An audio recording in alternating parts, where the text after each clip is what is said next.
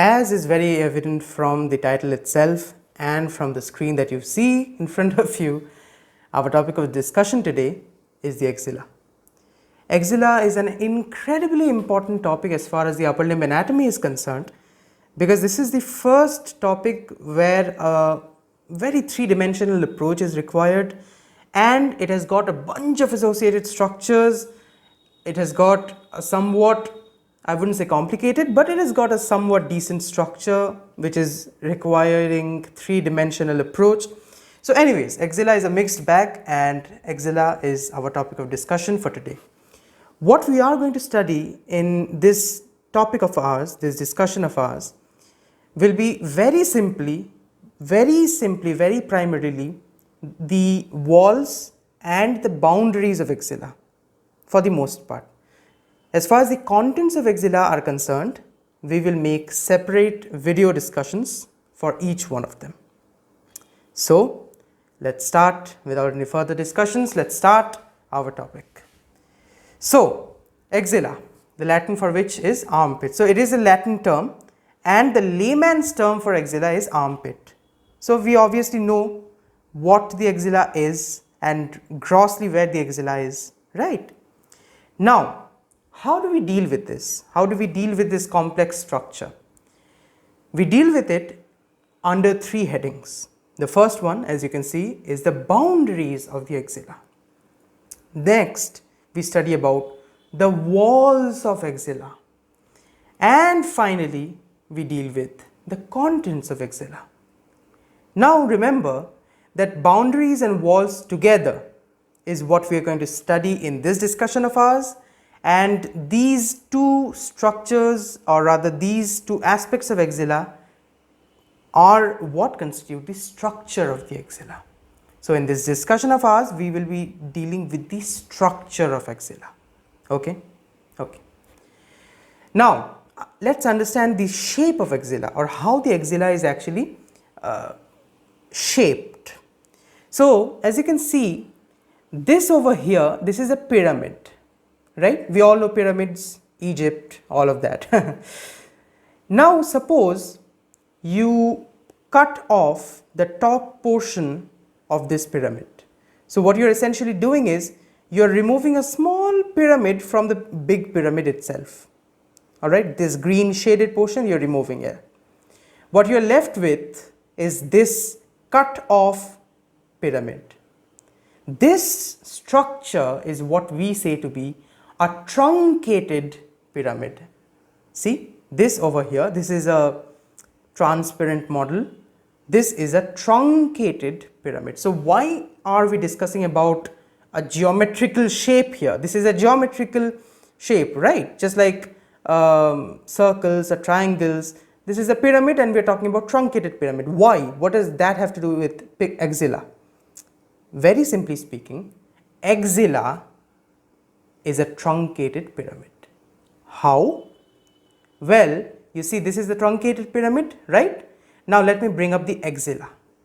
See, this over here, this is a schematic diagram showing how this truncated pyramid would fit in the armpit region, and hence constitute what we know to be the axilla.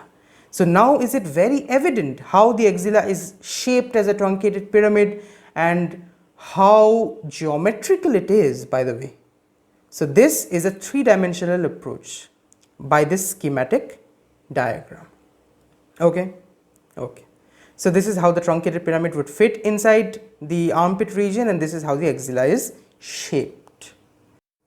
Now, having understood the structure, or how the axilla is actually kind of oriented and how it is similar to a truncated pyramid, let us move on to the boundaries and walls. So now we will delve deeper into the axilla, and we will find out what exactly are the anatomical structures. So this, or rather for understanding this, let me put it this way, for understanding the boundaries and walls of the axilla, since the axilla itself, as we have already mentioned, it is a truncated pyramid, so we are bringing up an actual truncated pyramid and trying to find out what will be the different walls of this truncated pyramid. So for example, This over here is the anterior wall. The anterior wall will be this wall, okay. Then this side, this will be the medial wall. Considering, rather, let me put it this way, let's consider that this side is the medial side and this side is the lateral side. So right now, let's suppose that we are actually dealing with the right axilla, okay.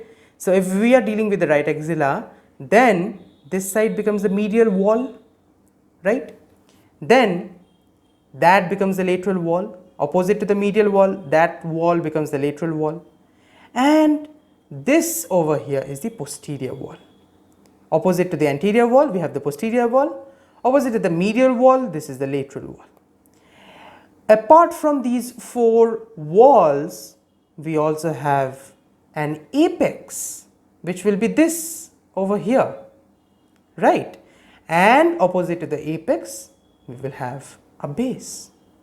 So, just like this truncated pyramid demonstration, since axilla is shaped exactly like a truncated pyramid, axilla will also have an anterior wall, a medial wall, a lateral wall, a posterior wall, an apex and a base. So having understood how these walls and this apex and this base, they are oriented with each other, let's find out how they are oriented as far as the actual axilla is concerned. Let's start with the apex. So, what anatomical structures constitute the apex of the axilla? Very simply put, the clavicle anteriorly, the first rib medially, and the superior border of the scapula laterally. These three structures together, they kind of border a space, a triangular space. This space over here is known as the cervicoaxillary canal, and this cervicoaxillary canal, ladies and gentlemen, serves as the apex of the axilla. So, for understanding the apex of the axilla, what we really need to understand is that superiorly and anteriorly, obviously these are all superior structures, right? Since we are talking about the apex here. So anteriorly we have the clavicle, on the medial aspect we have the first rib, and on the lateral aspect we have the superior border of scapula. These three structures, they are oriented in such a manner that together they are binding a triangular space in between themselves, which is known as the cervicoaxillary canal. This cervicoaxillary canal, this passage, this space, this triangular space in between these three structures, the cervicoaxillary canal is serving as the apex for the axilla. Now, since this is a canal, since this is a space, since obviously what is a canal? A canal is kind of, a passageway connecting two larger water bodies. That's how a canal is actually defined, I would say. So just like that, this cervicoaxillary canal is also serving as kind of a passageway. Passageway for what? What does it let, what exactly passes through here? The axillary vessels pass through here along with the brachial plexus. So the axillary vessels and the brachial plexus, these are mainly the structures which pass through the cervicoaxillary canal. And you have to understand, this cervicoaxillary canal, very roughly speaking, is a transition, it is a passageway, it is a gateway from the neck region superiorly to the upper limb and thorax region, or rather the axillary region inferiorly. That is why it is the cervicoaxillary canal. Cervico because it is connecting the cervix, cervix means the neck region, right, and the axillary region canal. Okay, so this serves as the apex for the axilla. Now let's take a look at the cervicoaxillary canal along with its associated structures in a real, as real as it can get, at least not a real cadaver, but let's look at it in the 3D model. Okay, so this over here is roughly the upper limb as far as the skeletal structures are concerned. What we are really going to do is we are going to get a superior view of these structures. Immediately when we go superiorly, we can visualize three structures very well. The scapula over here, the clavicle over here, and the first rib over here. This is the first rib. So it is not hard to visualize that the outer border of the first rib, the posterior aspect of the clavicle over here, and the superior border of the scapula. See how they are forming a continuous triangular, somewhat triangular boundary for a potential space over here in this region, right? Pretty easy to visualize this. This exactly is what the cervico-axillary canal is all about. So the cervico-axillary canal, I am reminding you again, bounded anteriorly by the posterior aspect of the clavicle, bounded medially by the outer border of the first rib, and bounded laterally by the superior border of the scapula. Alright, so that more or less is the cervico-axillary canal, and that is the apex of the axilla. So next we move on to the base.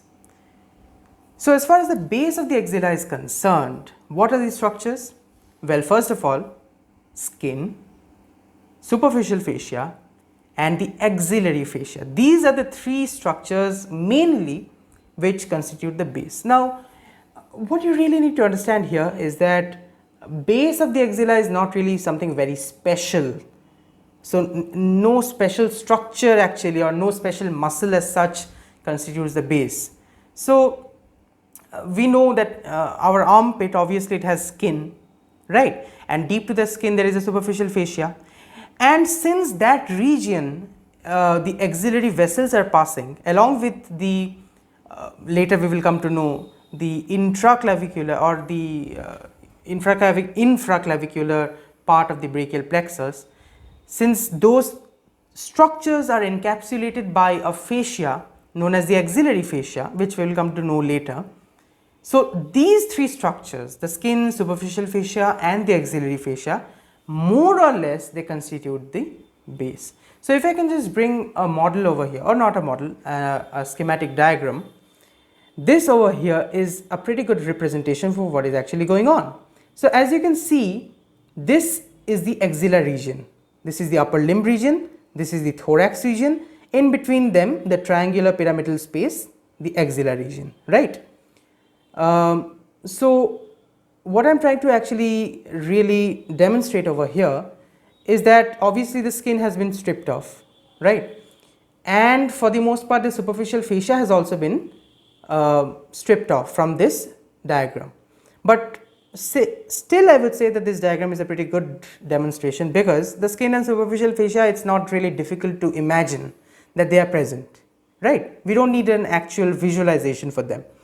What we do need a visualization for, on the other hand, is this axillary fascia and the associated fascia or associated structures over here.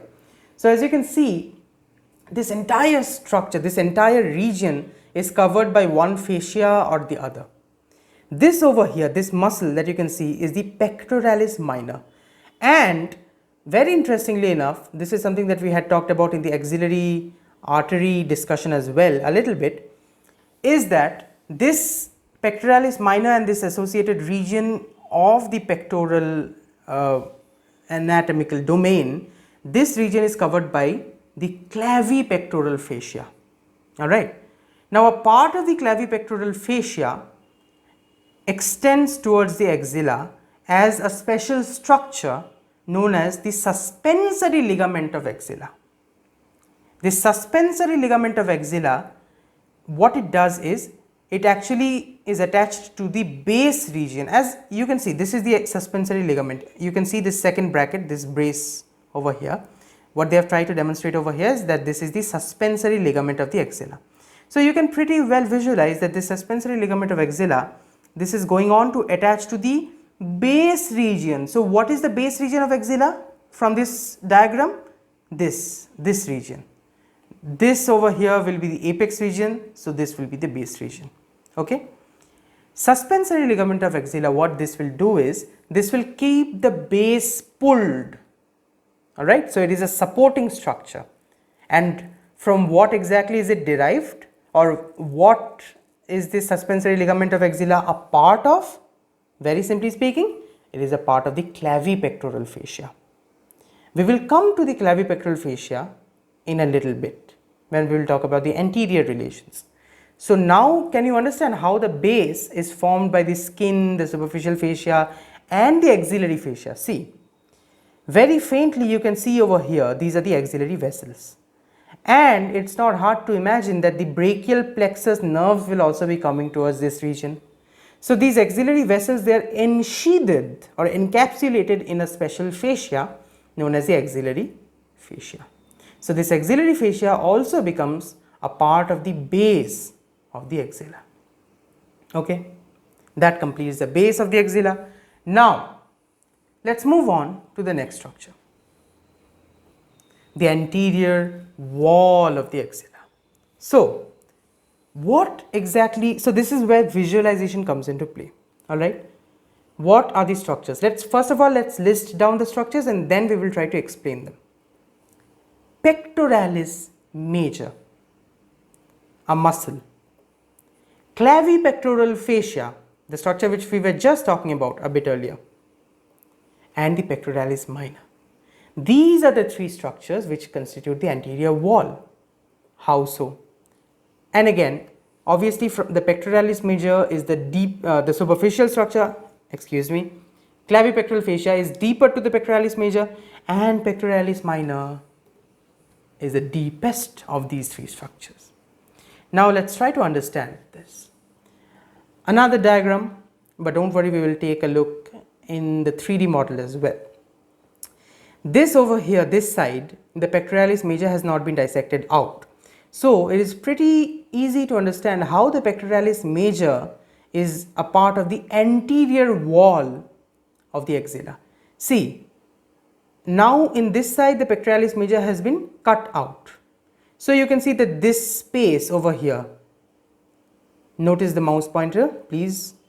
So this space over here, this is the axilla. Anteriorly, the pectoralis major is kind of covering the axilla, so it is a part of the anterior wall. There is no such structure superficial to the pectoralis major as far as the anterior wall is concerned. We do not consider the skin and superficial fascia as anterior structures. Like obviously skin and superficial fascia, they are present everywhere, but they are more intimately related to the base of the axilla than the actual anterior wall. Alright. Anyways, so the pectoralis major, it's not difficult to imagine that it is a part of the anterior wall. Now we dissect out the pectoralis major, and over on this side we have a clearer look at the structures deeper to the pectoralis major. We immediately come across this muscle, which I had just demonstrated in the previous diagram, the pectoralis minor muscle. This muscle is also, although it is smaller than the pectoralis major, but this is also somewhat anterior to this pyramidal space, right? That is why pectoralis minor is also an anterior wall structure. But remember, I had said that pectoralis minor is ensheathed in a special fascia in this region, which is the clavipectoral fascia. Since clavipectoral fascia ensheathes the pectoralis minor, which itself is an anterior wall structure, so clavipectoral fascia also becomes an anterior wall structure. So the pectoralis major, the clavipectoral fascia and the pectoralis minor, these are the three anterior wall relations. Now let's take a look at the posterior wall. Posterior wall is where extreme visualization is concerned. So we kind of can make out what the anterior wall structures will be. Like pectoralis major is so extensive, it is not hard to imagine that it will be an anterior wall structure. It is also not really hard to understand the cervico-axillary canal as such and understand that that is the apex. The base is also pretty simple. But the posterior wall, it's a little peculiar because the posterior wall structures are entirely muscular, first of all, and secondly, you need a pretty good knowledge about the attachments of the different muscles in the scapular and the humeral region for understanding the posterior wall. And I'm extremely sorry, but I have not even tried to come out with any mnemonic as far as these structures are concerned, because these are pretty easy to visualize, and that is exactly what we should be striving towards. So how do you really understand the posterior wall? For that, first of all, let's list down the posterior wall structures. The subscapularis, the teres major, and the latissimus dorsi. Now these three structures, I have said, they are arranged from superior to the inferior aspect. So subscapularis is the superior most muscle, teres major, and then latissimus dorsi. So from superior to inferior. This is how the three muscles, they are constituting the posterior wall. But how so? How exactly will you visualize these muscles? For that, let's first look at this model, or rather let's first look at this diagram, and then let's look at the actual model. So look, this is a very good diagram. This over here is the subscapularis. We know because it actually originates from the majority, I would say, of the ventral aspect of the scapula.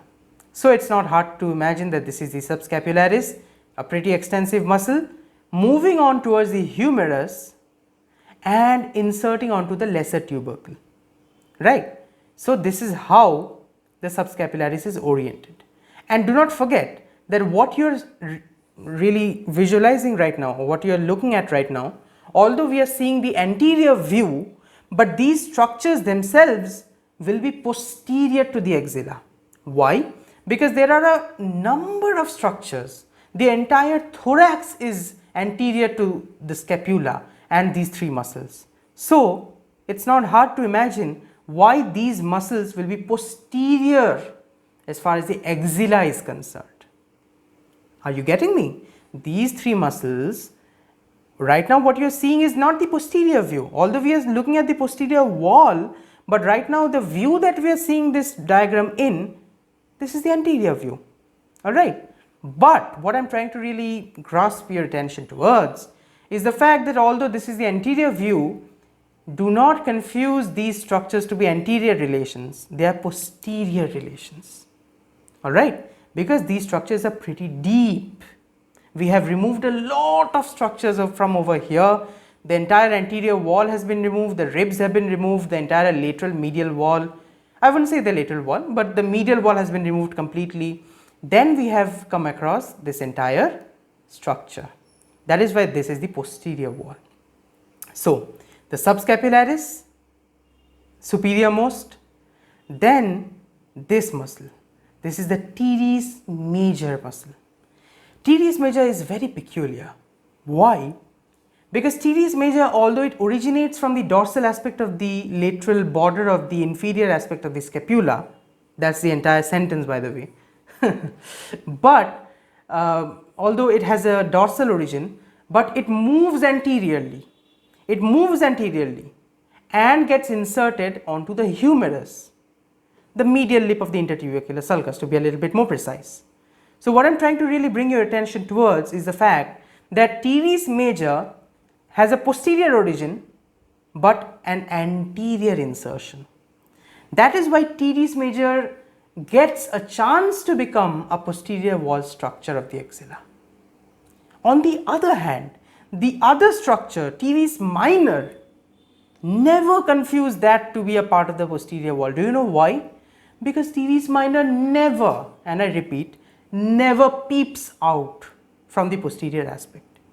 It is originating posteriorly and it remains posterior. It never comes out towards the anterior aspect. And since it never comes out towards the anterior aspect, it never gets to meet the axilla. That is why teres minor is not a posterior wall structure, but teres major is. The last structure, the inferior most structure, is a very extensive muscle in its own, which is the latissimus dorsi. The latissimus dorsi again is a back muscle, to be very precise, but again it moves anteriorly, somewhat twisted, and gets inserted onto the floor of the bicipital groove, right? That is why it gets to become a posterior wall relation. Compared to these structures, there is another muscle, the pectoralis major, which gets inserted onto the lateral lip of the intertubercular sulcus, but it is an anterior wall structure because its entire origin, be it the clavicular head or the sternocostal head, the entire origin of pectoralis major is from the anterior aspect of the body, in sharp contrast to these muscles which have a posterior origin as far as the anatomical position of the body is concerned, but have an anterior insertion. So I know, like you go to any other discussion, you watch any other video, and you read the books, and there it will be just written that these are the posterior wall structures, these are the anterior wall structures, and be done with it. And what is it really expected is that you just memorize them, gulp them up and replicate them, but that really shouldn't be the aim. You should visualize how some structures are apart and how some structures really close to those structures, but yet they are not a part of, in this case, the posterior wall. So let's take a look at the model. Now, as you can see, we have brought the muscular structures over on this region, and I would like all of you to visualize the axilla. See, we have gone to an inferior view, and what we are finding, this triangular space, right? This is the axilla. Anyways, so what we are going to really look at is the anterior wall of the axilla. So this over here is the extensive pectoralis major. So obviously the pectoralis major, since this is the triangular space that we are talking about over here, so see, the pectoralis major is covering this part, obviously. So the pectoralis major is an anterior wall structure. If I remove the pectoralis major, what we come across are more structures. Deep to the pectoralis major, we have this muscle, the pectoralis minor. Again, see, over here the axilla is present, so the pectoralis minor will obviously be an anterior wall structure. See, can you visualize? This is the axilla, so this over here is the pectoralis minor, so obviously this is an anterior wall structure. Now, if we bring the fascia over on this region, what we do find is, okay, see, this is the pectoral fascia, we have nothing to do with that, but we have a lot to do with this structure over here. This fascia is the clavipectoral fascia, encapsulating or rather ensheathing the entirety of the pectoralis minor, and hence also extending towards, as I had mentioned, the axilla, the base of the axilla, and forming the suspensory ligament of the axilla, hence forming a part of the anterior wall of the axilla. So pectoralis major, the pectoralis minor, and the clavipectoral fascia, these are the three structures. Now, for visualizing the posterior wall of the axilla, what we have done over on this side is pretty obvious. We have removed the pectoralis major. We get a clear view at the axilla, alright, this space, right, this space, this is the axilla. See, this muscle over here, this is the subscapularis, alright. The subscapularis, this is the muscle, and hence it is pretty easy to understand why it is a posterior wall structure, right. Now, let's go inferiorly, just like the diagram, we get the teres major muscle, see, pretty easy to understand. And finally, inferior most structure, the latissimus dorsi. So these three muscles from superior to inferior aspect, these three form the posterior wall of the axilla, and it's pretty easy to visualize them as far as the 3D anatomical model is concerned. Now, the medial wall. So it's not hard to visualize what the medial wall will be. The upper four ribs. Like the upper four is a fact, that's a factual thing, but the fact that it is ribs, that is common sense, right? Then associated structures. What are the associated structures as far as the upper four ribs are concerned?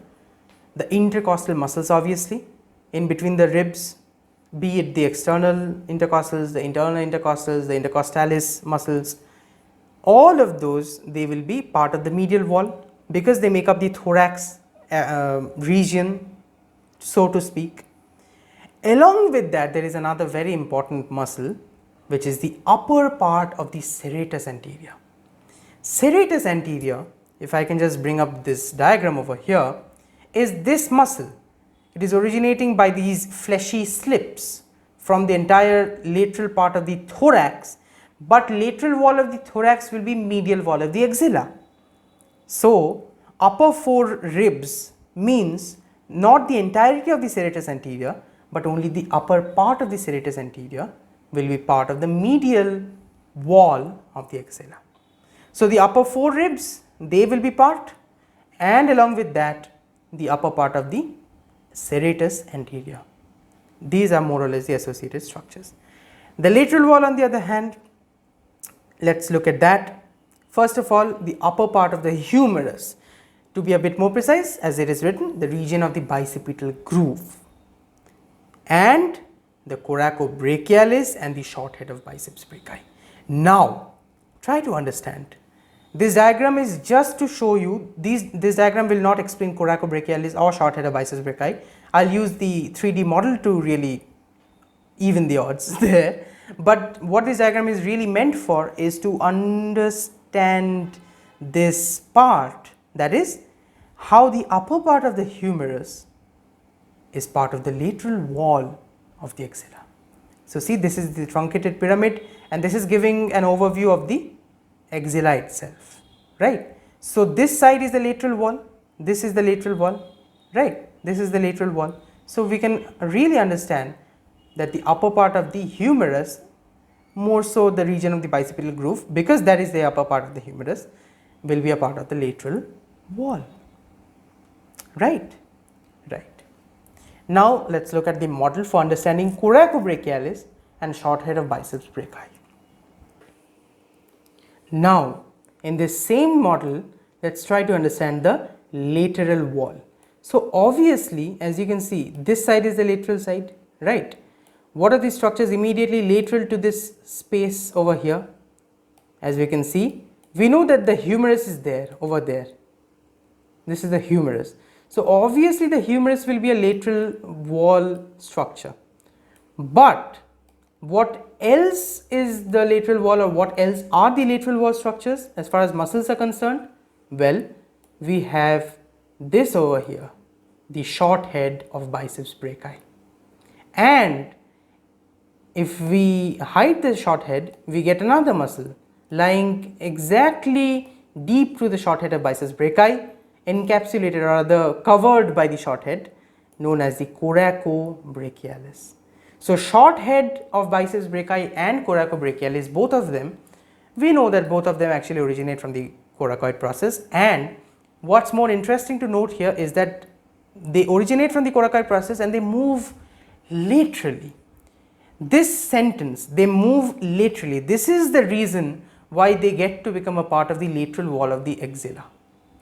Although humerus, obviously the upper part of the shaft, we can see that it is exposed over here.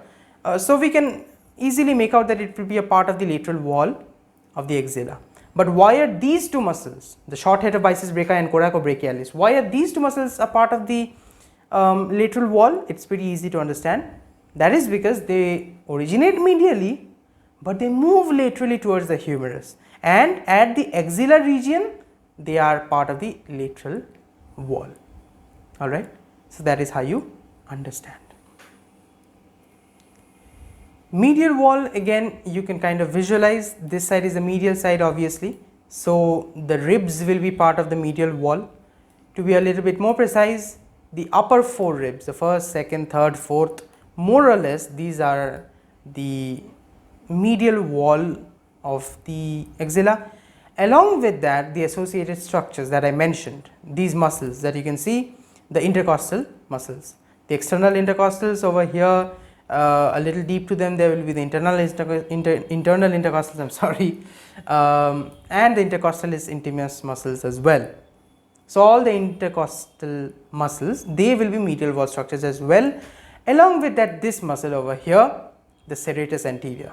Serratus anterior, as I have already mentioned, it actually originates by a number of fleshy slips, but since it is a pretty extensive muscle, so we won't get the entire bulk of the muscle as a medial wall, but rather only the upper part of the serratus anterior. So, that more or less are the medial wall structures of the axilla. Finally, we are done with the structure of axilla. We should have a somewhat clear overview as to how the axilla really looks like and what are the structures associated with them. Finally, let us move on to what does the axilla contain. We know the layout, now let us know what is within this pyramid. Obviously, axilla will contain axillary structures. So, the axillary artery, the axillary vein, the axillary lymph nodes, the axillary fat and areolar tissue, but along with that, infraclavicular part of the brachial plexus. Brachial plexus, again, if you have not yet read brachial plexus, do not worry. The next discussion will be about brachial plexus, because brachial plexus is a very important part of the axillary contents. Okay? Okay. So, these are more or less the axillary contents. Now, this opens up many avenues for discussion. What are they? First of all, axillary artery and axillary vein. Axillary artery is something that we have already discussed in our channel. So, we are left with axillary vein, which is a very short topic. Then the brachial plexus. This is a long topic and this is incredibly important, which will be the topic for our subsequent discussion, and the axillary lymph nodes, which are somewhat a decent topic in itself and is pretty important as far as knowledge is concerned. So, this brings an end to our discussion about axilla, or does it? Not really, because axilla still has those contents that we need to really discuss about, and only then the axilla will be completely finished. So, with this, I hope you understood. This was a little different than what I am used to. So, I hope you understood everything that was really discussed about in this discussion. I hope you found this helpful, and thank you very much for watching.